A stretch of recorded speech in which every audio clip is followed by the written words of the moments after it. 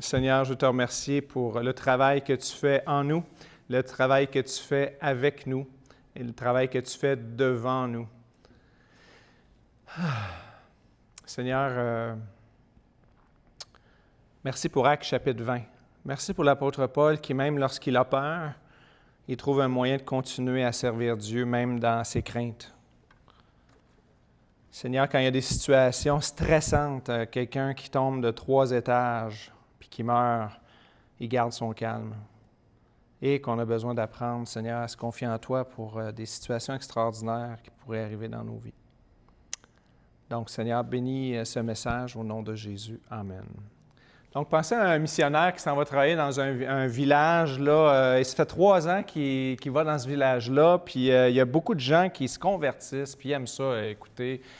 L'apôtre Paul, il enseigne le jour et le soir, même les gens viennent l'entendre dans un appartement. Puis là, il commence à faire chaud, fait qu'il monte sur le toit. Souvent, dans les pays chauds, ils ont des terrasses sur le toit pour laisser aller la chaleur. Ils appellent ça des chambres hautes. Puis, ce gars-là, ce missionnaire-là, est pris pour les malades. Les malades sont guéris. Quand il ne peut pas se déplacer, on prend un de ses mouchoirs, puis les gens partent avec ses mouchoirs, puis ils guérissent des gens de leur maladie. Imaginez qu'est-ce qui se passe dans ces villes-là, dans cette ville-là. Et donc, les gens, ils ont soif d'apprendre, mais en plus d'apprendre, s'il y avait de la sorcellerie ou des mauvaises pratiques religieuses, ils abandonnent le culte à une femme ou à un homme ou à une statue de bois. Ils abandonnent leur idolâtrie. Et puis, ça fait un grand changement. Puis, ils viennent amener ça dans le milieu du village, puis ils font un gros feu avec ça, puis ça vaut. Là, il y a des livres là-dedans qui valent des fortunes. Puis, le sorcier du village, ça le fatigue, mais vraiment. Ça le fatigue vraiment parce qu'ils brûlent leurs livres de sorcellerie. Tu sais. Fait qu'ils essayent des incantations contre eux autres, mais l'esprit qui est en eux est plus fort que l'esprit qui est dans le sorcier. Et finalement, il n'y a rien qui se passe. Fait que là, le sorcier commence à encourager les gens d'adorer les statues de bois, puis de revenir à leur ancienne croyance. Il essaie d'encourager les gens du village à se prosterner encore devant la statue parce qu'elle perd de la popularité. Il faut qu'ils défendent la statue. Et là, il y a des attroupements dans le village. Puis finalement, le secrétaire du village, le secrétaire du maire, il dit « Arrêtez ça, vous ne pouvez pas amener un cas en justice ici, à moins que vous fassiez une plainte formelle. Ça va se passer lundi devant le maire.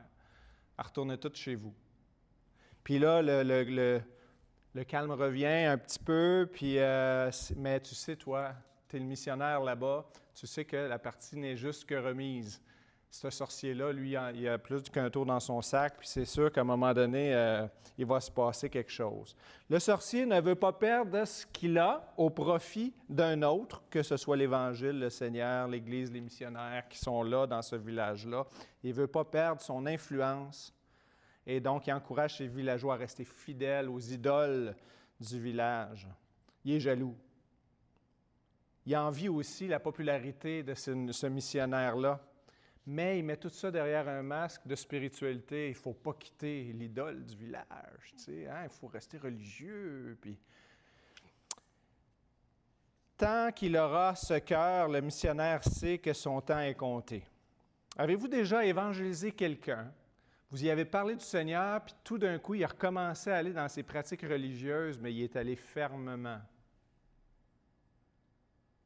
Moi, je ne peux pas le dire, je vais le dire quand je ne serai pas enregistré, mais ça m'est arrivé, puis récemment aussi. Donc, les gens qui redeviennent religieux, tout d'un coup, c'est comme s'ils disaient « Hey, on n'est même pas... T'as-tu vu comment Jean-Sébastien, à chaque dimanche, il se lève vers son église, puis il prêche, puis il est constant, puis... » Je pense qu'il faudrait qu'on soit sérieux nous autres aussi. Fait que là, ils se mettent une crèche pour Noël, mais tu sais, 6 pieds de large devant la maison, là, tu sais, là. Puis ils ressortent la Marie puis le petit Jésus de la poussière du sous-sol, puis ils te refont une belle crèche, là, tu sais. Puis ils sont le religieux en eux. Puis tu te dis, ben crime, gloire à Dieu, tu sais, dans le fond, ça les a ramenés à être sérieux dans leur religion. Mais en même temps, il y a cette idée de... comme Artémise dans le milieu du village à Éphèse, c'était exactement ce qui se passait avec l'apôtre Paul. J'en ai pas parlé beaucoup dans mon dernier message, mais juste dire que pendant 3 ans de temps, Paul il a enseigné dans une école là, entre midi et 14 heures, probablement quand il faisait chaud, là, lui, il a pris cette école-là, puis il donnait des classes, fait que les gens ils venaient, puis les gens prenaient ses mouchoirs, puis ils étaient vraiment guéris. Là, il y avait ces miracles-là qui se passaient. Et on va lire l'attroupement qui s'est passé dans le chapitre 19. Hein? Non, c'est ma table que je cherchais. C'est une joke. On va lire chapitre 19 de Actes. Chapitre 19, verset 23 et suivant. Parce que la semaine passée, on n'a pas trop lu cette partie-là, fait que je vais juste la lire, puis on va aller ensuite, ça met le contexte pour aujourd'hui. Ça fait 3 ans qu'il est là. À cette époque, se produisait un grand trouble au sujet de la voix du Seigneur. En effet, un orfèvre du nom de Démétrius fabriquait des temples d'Artémis, ou d'Artémise, en argent et procurait un gain considérable aux artisans. Il les rassembla avec ceux qui exerçaient une activité similaire et dit, « Vous savez que notre prospérité dépend de cette industrie. Or, vous voyez et entendez dire que non seulement à Éphèse, mais dans presque toute l'Asie, ce Paul a persuadé de détourner une grande foule. » Il détourne une grande foule en disant que les dieux fabriqués par les mains des hommes ne sont pas des dieux. Cela risque non seulement de discréditer notre activité, mais aussi réduire à néant l'importance du temple de la grande déesse, respectueusement Artémise, et même de dépouiller de sa majesté celle que toute l'Asie et le monde entier vénèrent. À ces mots, ils furent remplis de colère et se mirent à crier « Grande est l'Artémise des Éphésiens !» Et toute la ville fut dans l'agitation. Ils se précipitèrent tous ensemble au théâtre en entraînant avec eux Gaius et Aristarque, des Macédoniens, compagnons de voyage de Paul. Paul voulait se présenter devant le peuple, mais les disciples l'en empêchèrent. Et même quelques asiarques qui étaient parmi ses amis envoyèrent quelques-uns pour l'inviter à ne pas se rendre au théâtre. Les uns criaient une chose, les autres une autre, car la confusion régnait dans l'assemblée et la plupart ne savaient pas pourquoi ils s'étaient réunis.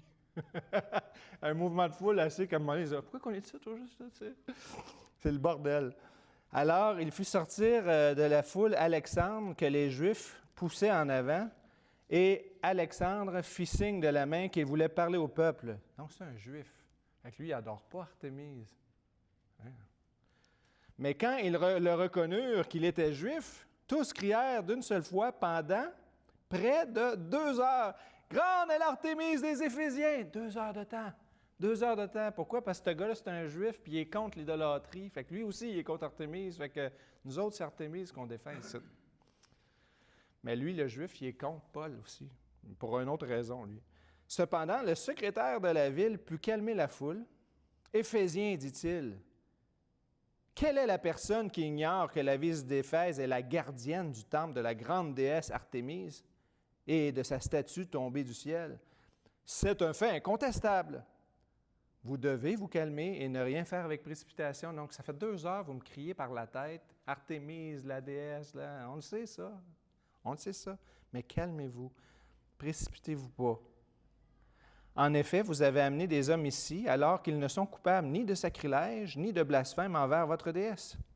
Si donc Démétrius et les artisans qui l'accompagnent ont à se plaindre de quelqu'un, il y a des jours d'audience où des gouverneurs qu'ils portent plainte, et si vous avez d'autres réclamations, cela se réglera dans une assemblée légale. Nous risquons en effet d'être accusés de révolte pour ce qui s'est passé aujourd'hui, puisqu'il n'existe aucun motif qui nous permette de justifier cet attroupement. Avec ces paroles, il congédia l'Assemblée. Fait que ça, c'est le contexte. Là. Paul est dans un contexte où ça bouille, mais on a réussi à baisser le feu un peu pour que ça ne fasse pas d'ébullition. Et c'est comme ça que va commencer notre message. Il va commencer avec une ambiance que Paul doit s'en aller. Il doit partir.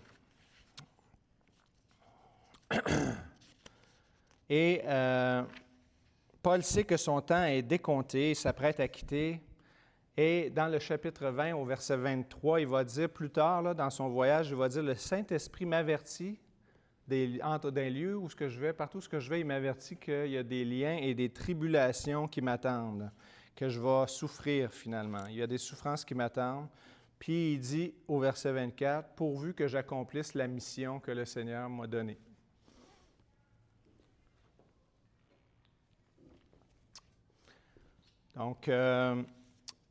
Donc, il sait que ça s'en vient. Je veux que vous mettiez ça dans votre cafetière, qu'il sait de lieu en lieu, le Saint-Esprit l'avertit qu'il va souffrir. Fait que lui, il s'en va au théâtre, là. Il s'en va au théâtre, là, il sait qu'il va souffrir, c'est pas quand. Puis les disciples disaient, hey, présente-toi pas au théâtre, c'est le bordel, là. C'est le désordre, présente-toi pas. Fait qu'il ne va pas se présenter, là. Je vais mettre sur la carte quelque chose qu'on a peut-être survolé trop rapidement suite au voyage, deuxième voyage de Paul. On va aller dans la prochaine acétate. Excellent. Oups, le titre, c'est pas bon. Oui, parfait. Fait que ça, c'est pas le bon titre. Fait que le deuxième voyage, que qu'on a sous-estimé quand Éric est venu, c'est que lorsque Paul était ici, et on sait qu'il y a eu un jeune qui s'appelait Apollos, puis il y a eu Aquilas et Priscilla, là, que Paul a connu, Paul a senti qu'il fallait qu'il quitte.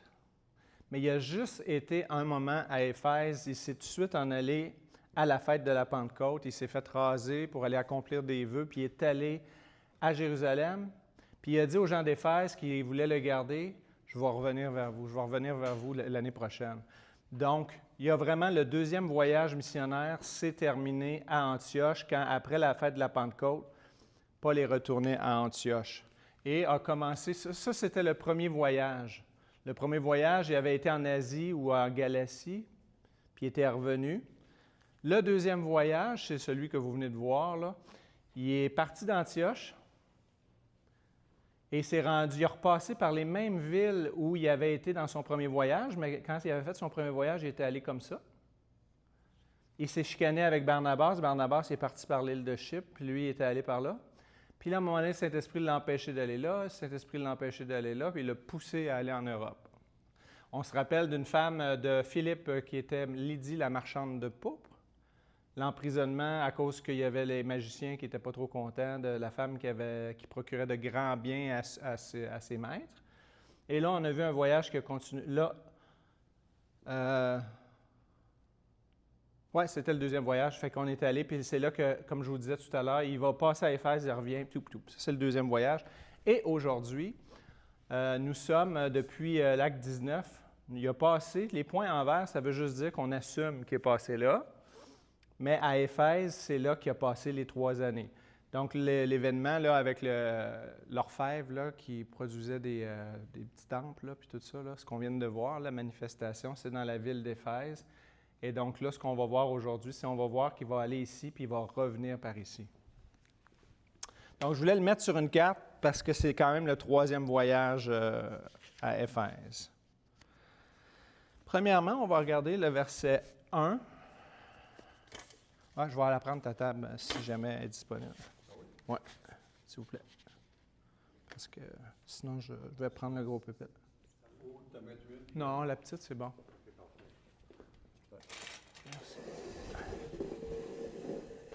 Merci.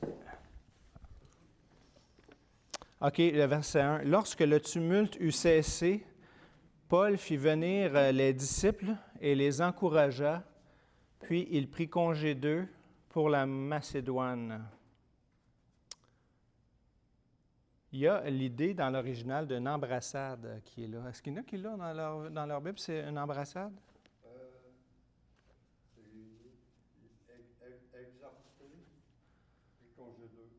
Non. OK. En tout cas, je l'avais dans une autre version. Donc, il y a cette idée d'une embrassade. Et ce n'est pas juste une simple coutume, mais il y a vraiment un signe d'affection profonde par rapport à ça. Dans 1 Pierre 3, 1 Pierre 1, verset 22, c'est écrit « Ayant purifié vos âmes en obéissant à la vérité, pour avoir un amour fraternel sincère, aimez-vous ardemment les uns les autres de tout votre cœur. » Ces gens-là, ça fait 3 ans qu'ils apprennent la doctrine. Ils apprennent l'enseignement de la parole. Et qu'est-ce qui arrive quand on apprend la parole puis qu'on est des gens obéissants? Notre amour se purifie les uns envers les autres parce qu'on obéit au Seigneur, puis le Seigneur nous demande d'agir différemment avec nos frères, avec les gens, même avec nos ennemis.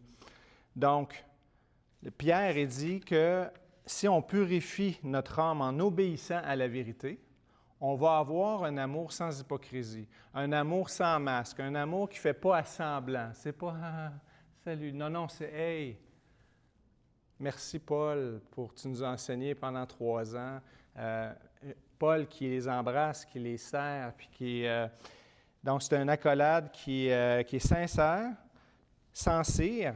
Hein? Le latin veut dire sans cire, ça veut dire que ce n'est pas un pot, un vase avec des craques qu'on a mis de la cire dedans. C'est de l'authentique, c'est du vrai. Si je te dis que je t'aime, ben c'est que je ne t'haïs pas. Fait qu'on est de plus en plus dans l'obéissance de ce qui nous est demandé. Notre couple, notre relation avec nos enfants sont de plus en plus un amour purifié, un amour qui apprend à faire qu'est-ce que le Seigneur demande et pas ce que je désire ou ce que je préfère. Donc, la doctrine, c'est ce qu'elle va faire. C'est ce qu'elle va faire dans nos vies si on met en pratique la parole et on ne se borne pas à l'écouter. On va devenir de meilleurs parents, des meilleurs frères et sœurs en Christ, des meilleurs époux, épouses, parce qu'on va avoir un amour qui va être sincère, plus vrai, puis notre amour va grandir en pleine connaissance de sa volonté, de ce que lui veut faire. Au verset 2, il y a encore le terme d'exhortation qui revient, au verset 1 et au verset 2. Il parcourut cette région. Donc, il est allé en Macédoine. Donc, la Macédoine, c'est toute la partie ici, là. L'autre côté du cours d'eau, ici, là. Tout ça ici, là, c'est la Macédoine. Donc, il est allé en Macédoine, et là, on est rendu au verset 2. Il dit, il parcourut cette région en adressant de nombreuses paroles d'encouragement aux croyants et se rendait en Grèce. En Grèce, il se trouve être Corinthe, le point vert qu'il y a ici.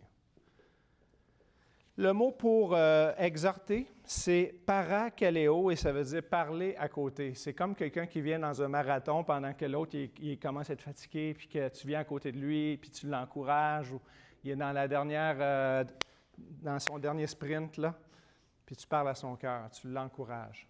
Paul, il se pousse d'une persécution, puis il en profite pendant qu'il se pousse d'une persécution pour aller édifier les frères, Et donc, on voit ce mot-là, parler à côté. Il n'y a pas juste la formation intellectuelle qui compte dans une Église, il y a aussi les mots d'encouragement pour une situation bien précise en appliquant la doctrine dans les détails de la vie. Puis ça, chacun d'entre nous, nous sommes appelés à faire ça entre nous.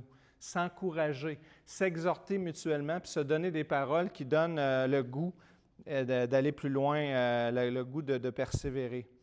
C'est pas juste des paroles émotionnelles, tes émotions ils ont le droit d'exister. On se donne la parole, on se donne des paroles d'encouragement, puis on utilise la Bible, on pense avec les gens, on parle avec eux. Verset 3 ensuite, verset 3. Le verset 3, je pense qu'on peut avancer par rapport à ça, ouais. Verset 3, Paul en Grèce, donc là il est à Corinthe. Le texte nous dit qu'il va rester 3 mois en Grèce où il séjourna 3 mois. Il était sur le point de s'embarquer pour la Syrie, mais comme les Juifs formaient un complot contre lui, il décida de repartir par la Macédoine. Donc, dans le temps où il est à Rome,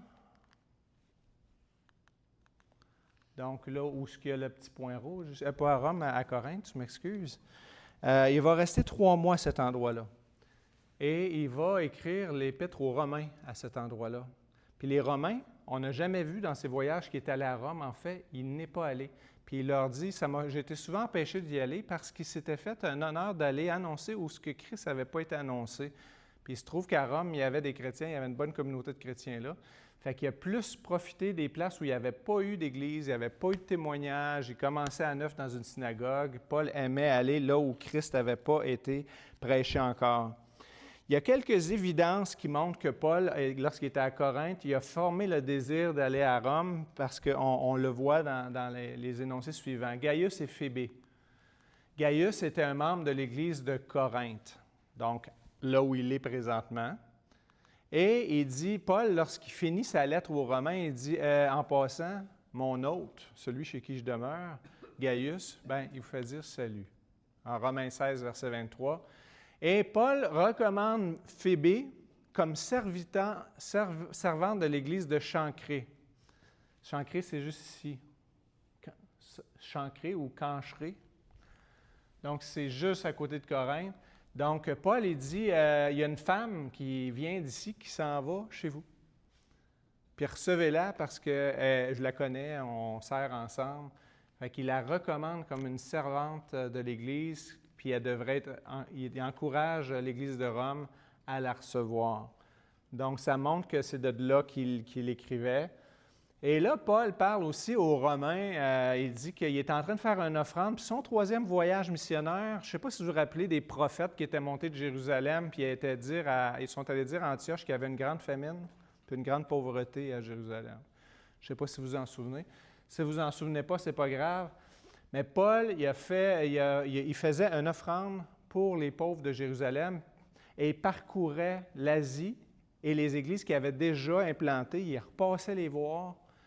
Puis dans Corinthiens, vous allez voir, l'année dernière, on a commencé une offrande. Puis je vous ai demandé, là, au début de chaque semaine, de mettre de l'argent de côté. Puis je repasserai. Mais attendez pas que je passe pour mettre l'argent de côté. Mettez-en un petit peu à chaque semaine, il va dire aux Corinthiens, pour ramasser une cagnotte pour aller aider les frères juifs qui étaient à Jérusalem. Donc, il dit justement aux Romains, dans Romains 15, versets 23 à 27, il dit « N'ayant plus rien qui me retienne dans ces contrées », en parlant de l'Asie, l'Europe de l'Est, si on peut dire, il n'était pas encore allé à Rome, et jusqu'à Corinthe. Il dit, il n'y a plus rien qui me retient dans ces contrées. Ayant depuis plusieurs années le désir d'aller vers vous, j'espère vous voir en passant quand je me rendrai en Espagne, et y être accompagné par vous après que j'aurai satisfait en partie mon désir de me trouver chez vous. Présentement, je vais à Jérusalem pour le service des saints, la fameuse offrande. Car la Macédoine et l'Achaïe étant là où il y a Corinthe, là, ont bien voulu s'imposer une contribution en faveur des pauvres parmi les saints de Jérusalem. Elles l'ont bien voulu et elles leur devaient une dette. Car si les païens ont eu peur à leur avantage spirituel, ils doivent aussi les assister dans les choses temporelles. Donc, qu'est-ce qu'on voit dans ce passage-là? Bien, oui, on voit son désir, c'est j'ai souvent voulu aller, il n'y a plus rien qui me retient, je vais aller à Jérusalem, je vais amener l'argent que j'ai ramassé, mais là, je m'en vais vous voir. Mais il explique, dans le fond, que l'offrande servait de solidarité entre les églises juives et les églises païennes. Paul, c'est un des ceux dans le Nouveau Testament qui nous explique comme il faut que l'Église, c'est un corps. On a vu ça la semaine passée, être baptisé dans un seul corps. Il n'y a plus ni juif, ni grec, ni homme, ni femme. On est tous participants du corps de Christ. Hein? Et donc, lui, il veut encourager que les églises d'Asie, où est-ce que ça va mieux, ils ramassent des sous pour des églises dans le monde où que ça va moins bien, et particulièrement entre non-juifs et juifs. Et il y a une plus grande persécution à Jérusalem. OK? Je ne sais pas si vous vous rappelez, mais il y a eu des persécutions au point qu'il restait juste les apôtres qui étaient restés à Jérusalem. Grande persécution à Jérusalem. Pauvreté aussi. Donc, c'était le moyen d'amener de la solidarité entre des églises. Pourquoi? Parce qu'on est un seul corps. Puis si une église souffre dans une autre partie du monde, on a une responsabilité, nous, en tant que membres de la même famille, de s'entraider. Surtout que l'Évangile est arrivé à eux à cause de l'Église de Jérusalem. Dans 2 Corinthiens 9, au verset 12, c'est aussi un acte d'adoration. Toujours, 2 Corinthiens 8 et 9, là, ça parle de cette offrande destinée aux pauvres. Puis au verset 12, il dit, « Le secours de cette assistance, le fait que vous ayez donné, là, va pourvoir aux besoins des saints, mais il est encore une source abondante de nombreuses actions de grâce envers Dieu. » Quand les gens vont recevoir vos sous, là, ils vont dire « Ah, qui préfère ma vie à la sienne pour me donner ce don-là? » Parce que quand que Dieu se fait pauvre en Jésus-Christ pour nous enrichir, on dit pourquoi il a fait ça, pourquoi il s'est appauvri pour que moi je sois riche? Bien, ils vont dire la même chose de vous et ils vont bénir Dieu. Quand il y a un enfant là, à Noël, là, quand Ben il nous fait les boîtes à souliers, là, puis qu'on va magasiner, puis on va acheter des choses, puis on les met dans la boîte, physiquement dans la boîte. On fait le geste Quand que la boîte arrive là-bas, l'enfant dit « Qui c'est qui m'aime pour m'avoir fait un cadeau comme ça? » Ça fait monter plein d'actions de grâce envers Dieu. Et c'est exactement ce que ces dons vont faire, c'est qu'il y a des gens qui vont louer le Seigneur à cause que vous avez été généreux, à cause qu'ils auront été généreux. Donc, c'est un autre des objectifs, c'est ça. C'est aussi un témoignage d'amour et de compassion. Un témoignage d'amour et de compassion. Et c'est une faveur spirituelle qui appelle une faveur temporelle. Quoi? Quelqu'un a semé chez vous des biens spirituels et en échange, tu sèmes dans sa vie des biens matériels. C'est tout le principe de l'offrande par rapport aux ouvriers dans le Nouveau Testament. Ben, on ne s'est pas parlé sur ce sujet-là aujourd'hui. Je suis content de ce que tu as parlé. Dans 1 Corinthiens 9, verset 11, Paul dit « Si nous avons semé parmi vous les biens spirituels à l'Église de Corinthe, hein, est-ce une grosse affaire si nous moissonnons vos biens temporels? » Dans le fond, ça marche un peu de même dans le monde. Je vais au restaurant, je paye une facture, on me donne une nourriture, je donne de l'argent en échange. Donc, quelqu'un qui te nourrit spirituellement, tu dois aussi dire, bien, je vais participer avec mes biens aussi. Et dans ce cas-là, ici, ce n'était pas une offrande qui était donnée à des ouvriers. Dans ce cas-là, ici, c'était, puisque le salut est arrivé par l'Église de Jérusalem, à cause qu'ils ont envoyé des missionnaires au début et tout ça, bien, il serait normal qu'il leur renvoie l'appareil en leur donnant des sous pour se nourrir. On continue. Verset 3.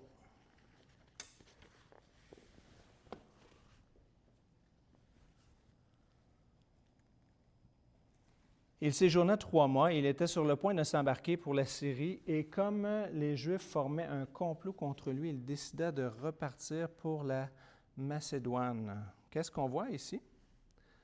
Est-ce que c'est péché d'avoir peur? Non.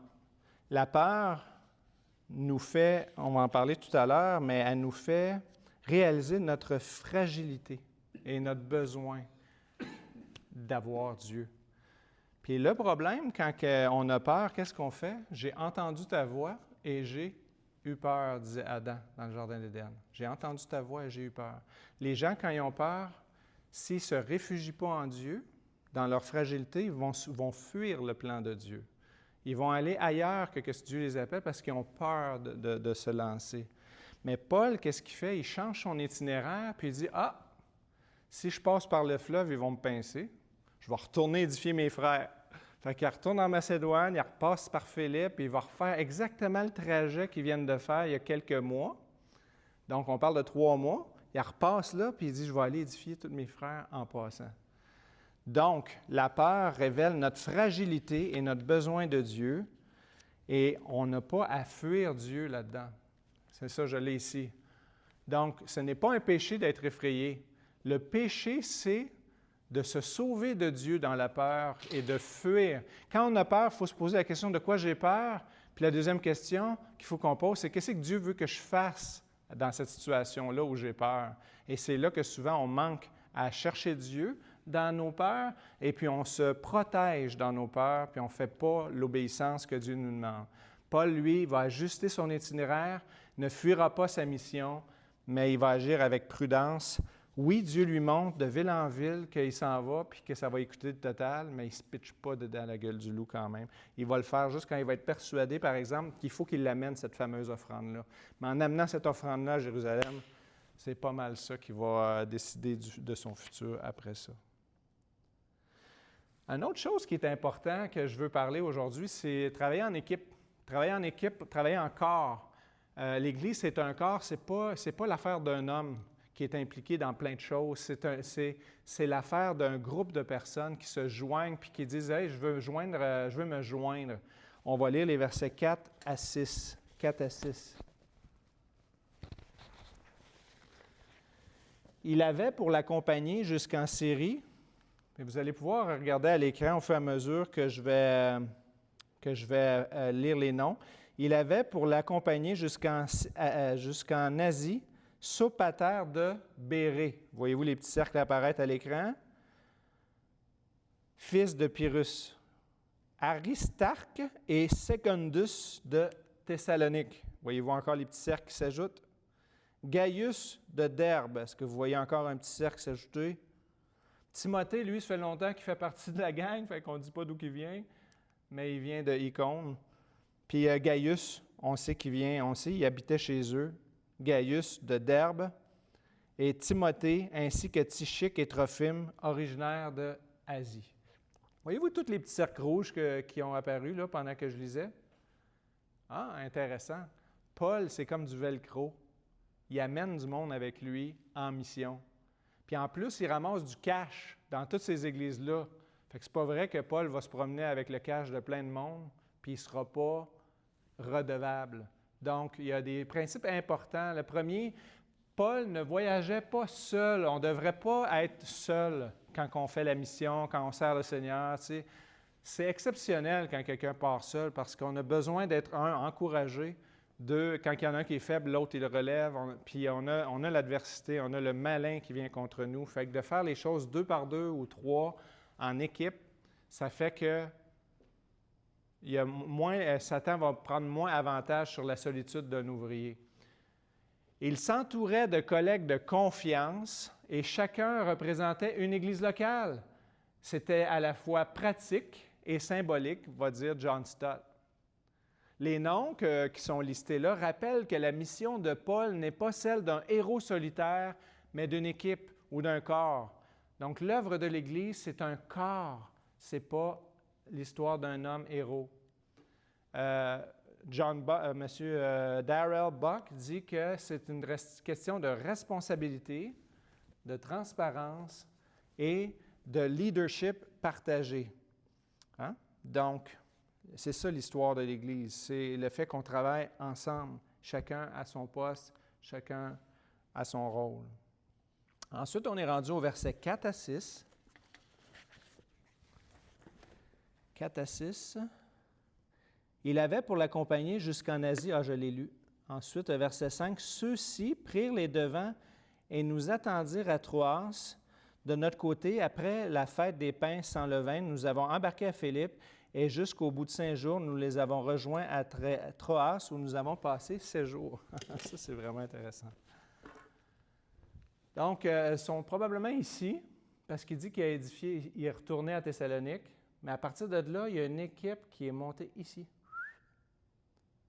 Puis ils ont préparé ou sont allés les attendre là, tandis que Paul, il va en profiter pour aller édifier. Et c'est sûr qu'il va aller voir ses frères à Philippe. Lydie a été la première, c'était l'Église la première qui a envoyé de l'argent à Paul pour subvenir à ses besoins.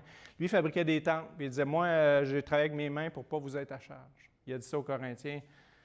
Mais il dit à Philippe, c'est les premiers qui sont rentrés. Quand il était à Thessalonique, Philippe leur a envoyé de l'argent.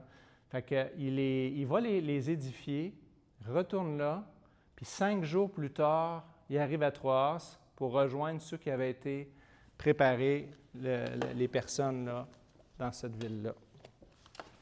Excellent. Donc, ils veulent revoir leur frère à Philippe, puis l'équipe les précède. Excellent. Là, on va lire les versets 7 à 12, puis on va regarder comment il y avait une soif pour entendre la parole. Que ça devrait aussi, si vous voulez, nous inspirer. Versets 7 à 12. Donc, on est le dimanche. Nous étions réunis pour rompre le pain. On voit déjà une tradition qui c'est plus le sabbat. C'est plus après que nécessairement, c'est rendu le jour du Seigneur, c'est le jour de la résurrection. Hein? On commence à le voir. Là. Le dimanche, où vous avez peut-être dans votre Bible le premier jour de la semaine, nous étions réunis pour rompre le pain. Comme il devait partir le lendemain, Paul s'entretenait avec les disciples et il a prolongé son discours jusqu'à minuit. Il y avait beaucoup de lampes dans la chambre à l'étage où nous étions assemblés. Donc, on va commencer avec ces versets-là pour commencer. Il prêche jusqu'à minuit. Vous avez combien de temps encore là, pour moi aujourd'hui? Il a prêché jusqu'à minuit. Combien il vous reste de temps pour moi, là? Je suis rendu à 35 minutes dans mon message. Ah, c'est ça. Pas sur le bord d'une fenêtre. La durée de l'enseignement reflète une profondeur et une faim spirituelle, un désir d'apprendre, de connaître. La joie est ensemble, on apprend ensemble. Hein? Et puis, on va lire les versets 9 à 10 d'un événement qui va se passer, là, justement, qui va un peu faire basculer cette étude-là. Or, un jeune homme du nom d'Eutychus, il doit travailler dans les champs toute la journée, t'es épuisé, le gars. Mais qu'est-ce qu'il fait de se coucher sur le bord d'un cadrage de fenêtre à la 3e étage, toi? Fait que c'est écrit qu'il était assis sur le bord de la fenêtre. Il s'est profondément endormi pendant le long discours de Paul. Luc, il nous rapporte que c'était un long discours. Et entraîné par le sommeil, il est tombé du 3e étage. Quand on a cherché à le relever, il était mort. Mais Paul est descendu, s'est penché sur lui et il l'a pris dans ses bras en disant « Ne vous inquiétez pas, car son âme est en lui. » Ne vous inquiétez pas, son âme est en lui.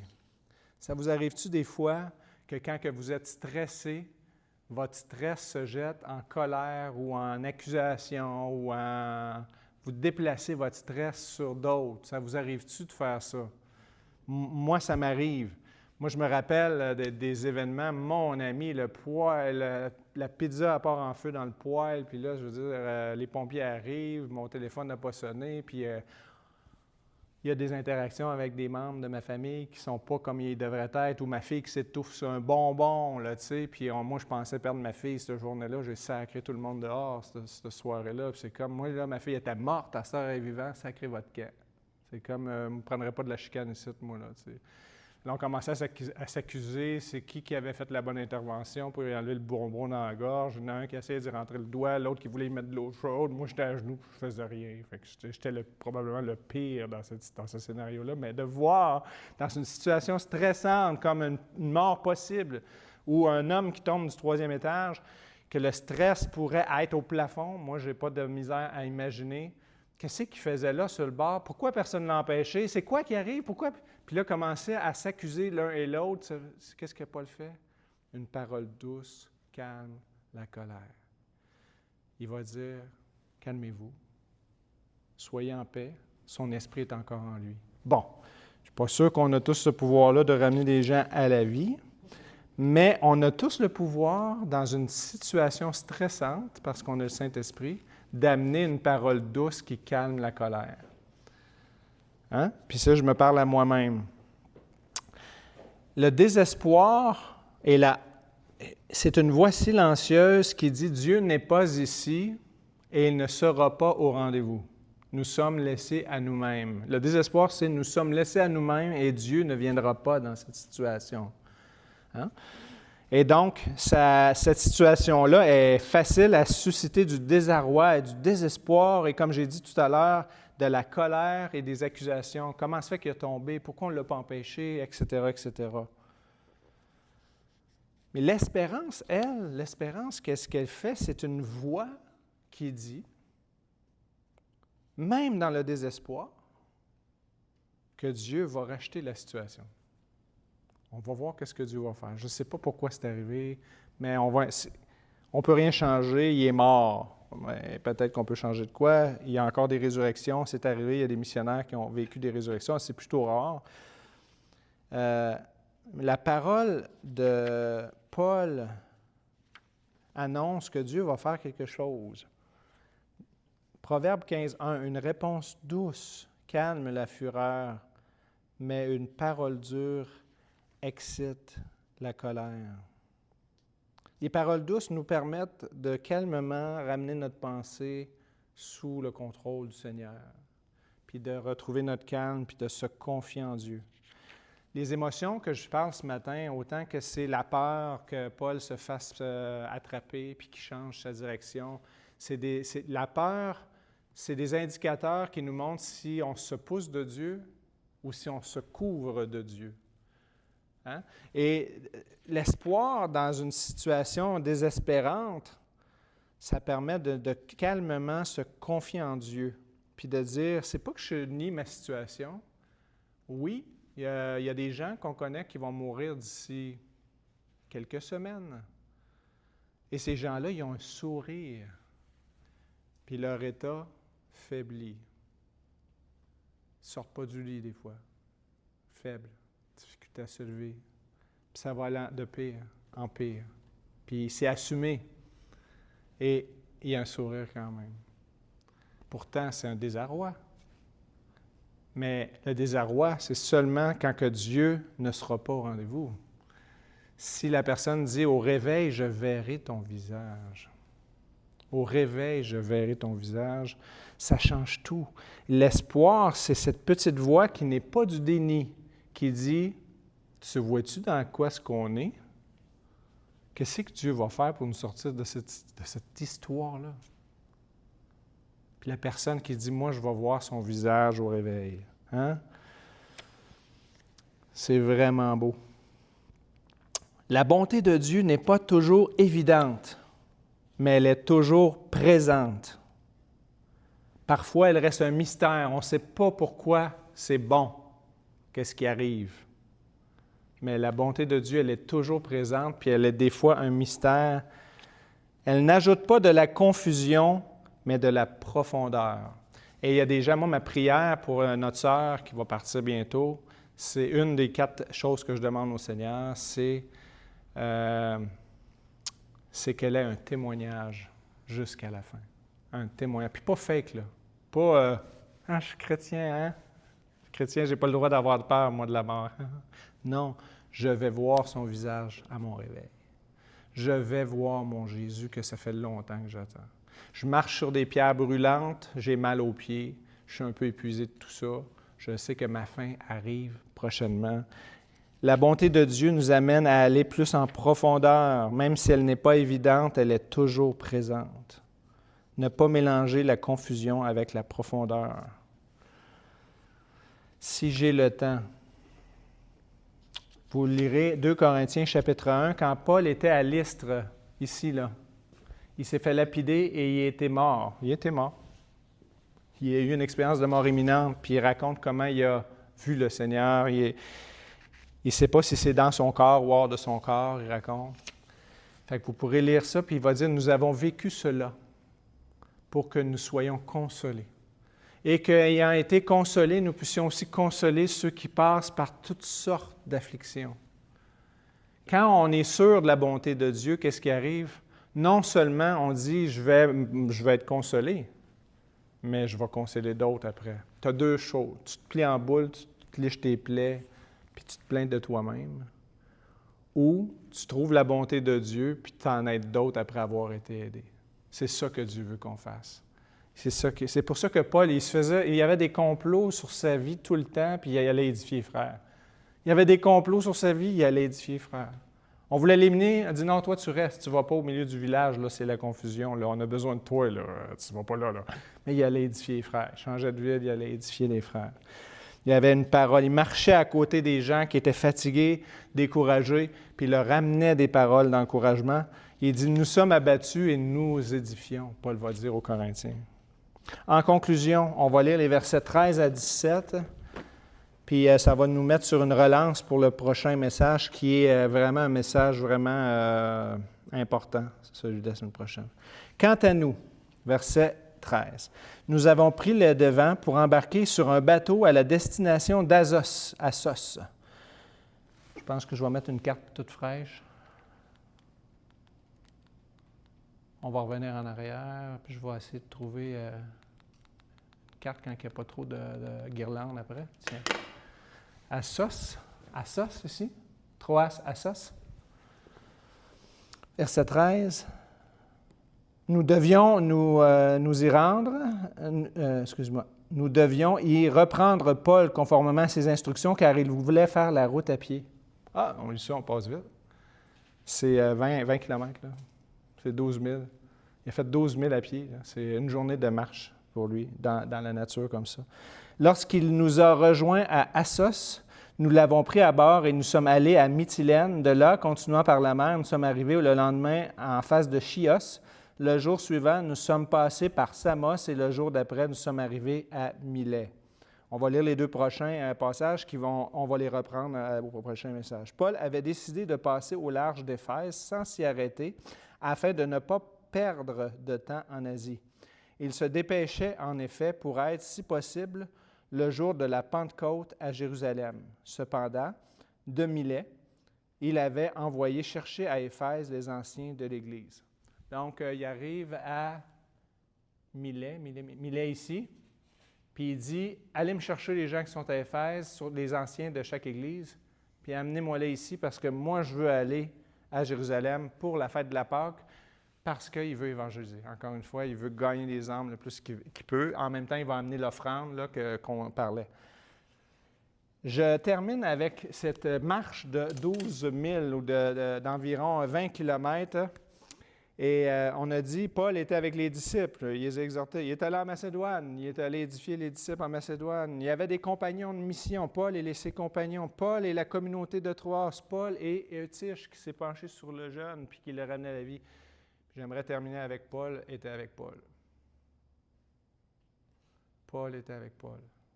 Il est allé marcher pendant 20 kilomètres parce qu'il avait besoin d'être avec Paul.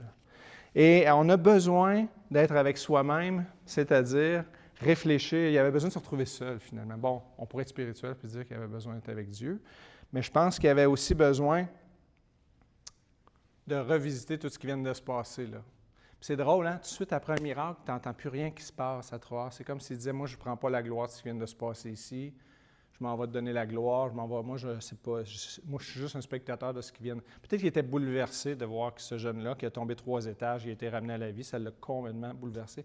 Mais il dit, depuis plusieurs villes que je vais, il va dire à la prochaine ville où il va, ça fait plusieurs villes que je vois que Dieu me prévient que je m'en vais souffrir.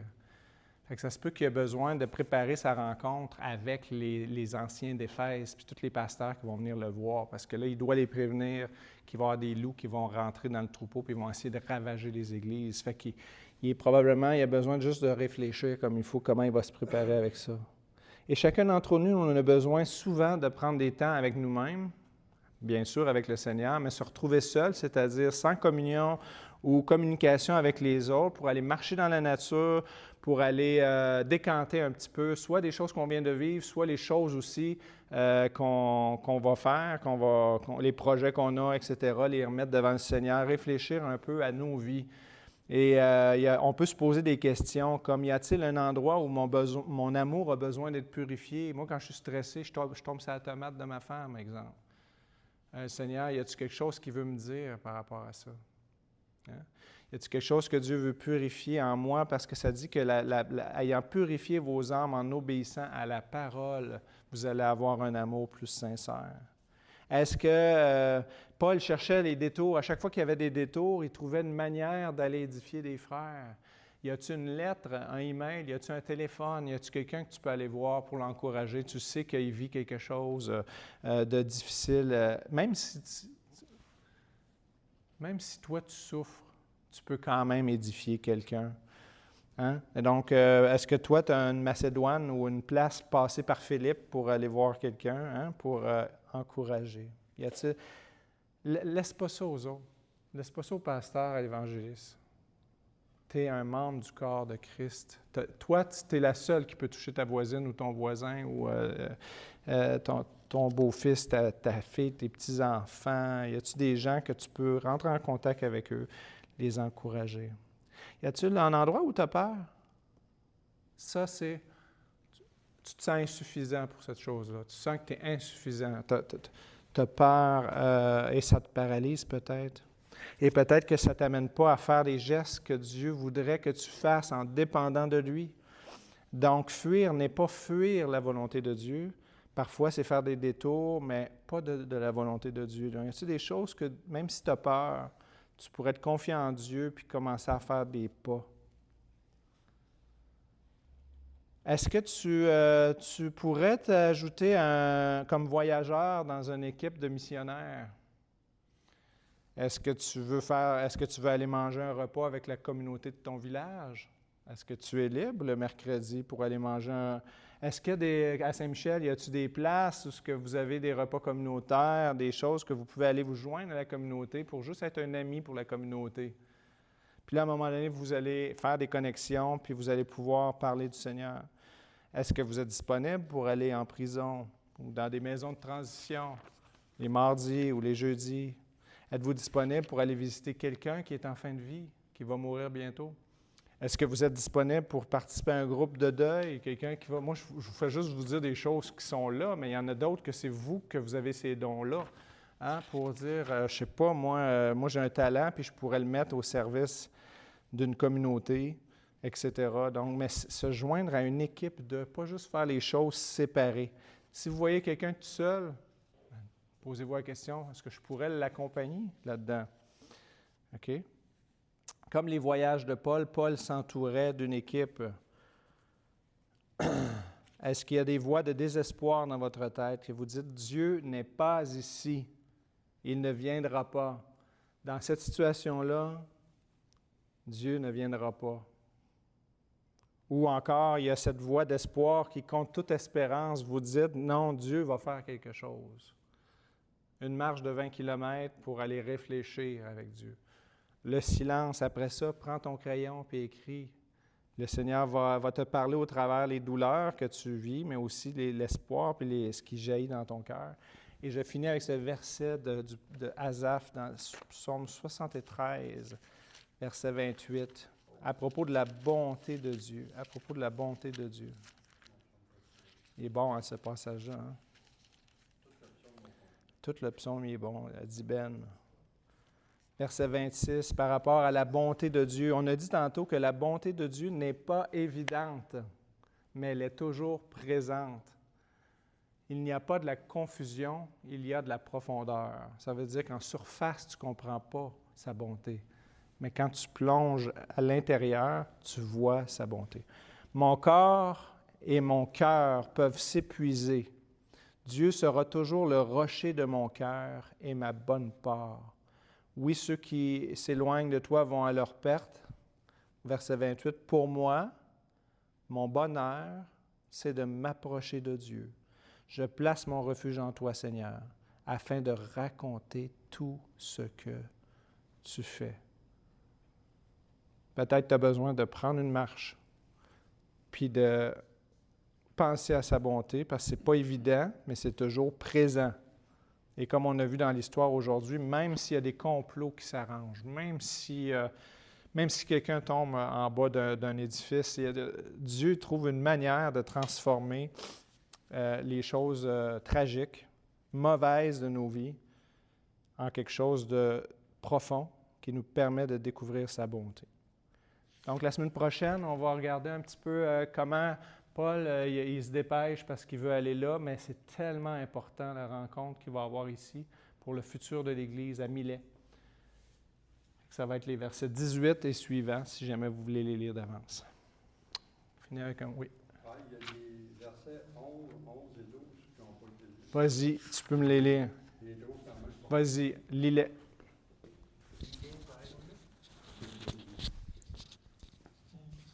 OK. Ah, c'est ça, c'est... Parce que les trouvait pas pire, Paul, là, mettons. Quand il fut remonté, il rompit le pain et mangea, et parla longtemps encore jusqu'au jour. Fait que là, il n'a pas juste parlé jusqu'à minuit, il a parlé toute la nuit. Puis le jeune homme fut ramené vivant, et ce fut le sujet d'une grande consolation. La bonté. Ça va bien avec la bonté de Dieu. Amen. Merci d'avoir partagé. On finit par un mot de prière. Seigneur, merci pour ta bonté. Ta bonté qui n'est pas toujours évidente, mais qui est toujours présente. Il n'y a pas de confusion, mais il y a un appel à avoir plus de profondeur avec toi pour qu'on puisse marcher avec la confiance que tu es au rendez-vous et que tu vas être fidèle, Seigneur. Je te remercie, Seigneur, que la parole nous apporte à la fois défi et consolation. Et si quelqu'un a besoin de faire une rencontre avec lui-même, avec Dieu bien sûr, pour regarder où ce qu'ils sont avec toi aujourd'hui, eh bien, je te prie, Seigneur, d'être fidèle, Seigneur, puis de Comme Paul qui a marché 20 kilomètres seul, il y a des routes qu'on peut faire que seul.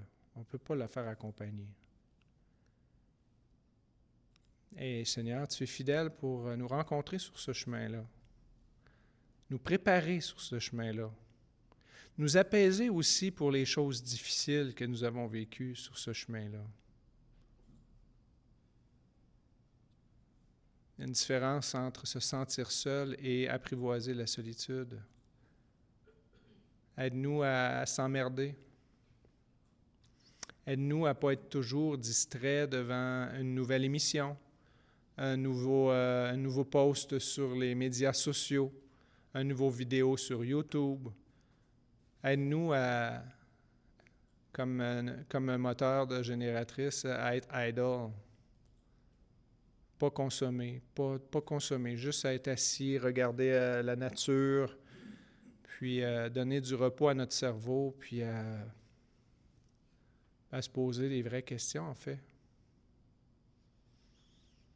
Fais de nous des gens, pas juste de paroles, mais de réflexion, qui vont purifier leur cœur dans l'obéissance pour avoir un amour sincère pour toi, pour les autres et pour nous-mêmes.